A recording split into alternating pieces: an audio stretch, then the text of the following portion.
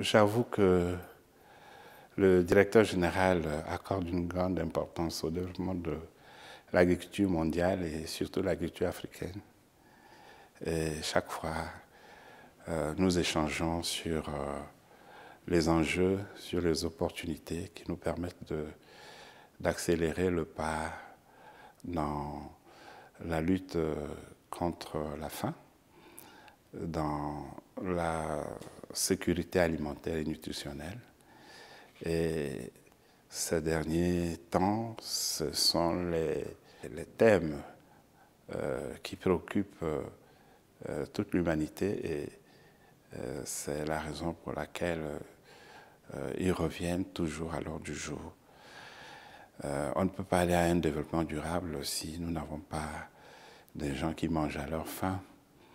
Il ne peut pas avoir un monde en bonne santé si la nourriture n'est pas de bonne qualité.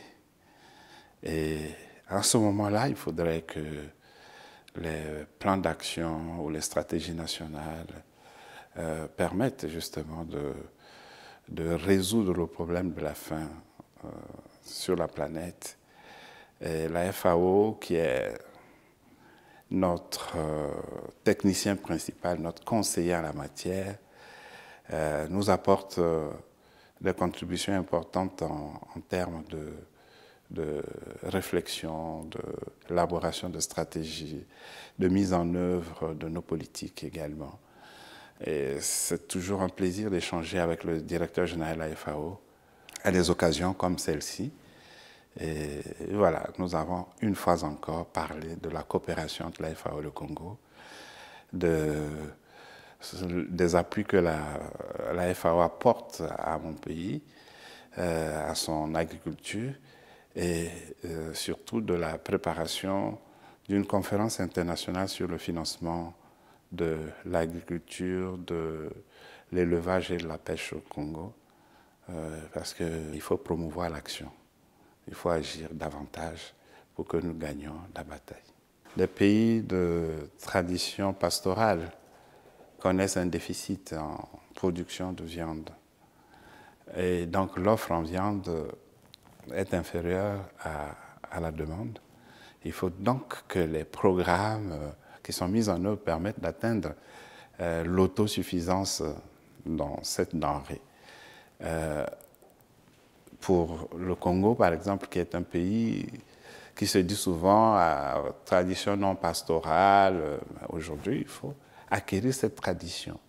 Il faut améliorer le cheptel, il faut l'enrichir, il faut que nous arrivions, nous aussi, à satisfaire nos besoins en viande. Et puis, la sécurité nutritionnelle, elle aussi, c'est que l'on puisse garantir une offre de qualité pour que les produits qui sont vendus sur le marché puissent avoir les qualités nutritives qu'on recherche. Et il y a beaucoup de produits dont malheureusement les vertus sont ignorées. À ce moment-là, la recherche nutritionnelle doit prendre le devant pour communiquer, pour trouver les meilleures voies qui permettent de valoriser les différents produits. En Afrique, nous avons beaucoup de produits dont les qualités nutritives sont ignorées et c'est peut-être pour cela aussi qu'il y a une grande part d'importation des denrées. Mais déjà avec ce que nous avons, on peut assurer l'autosuffisance alimentaire.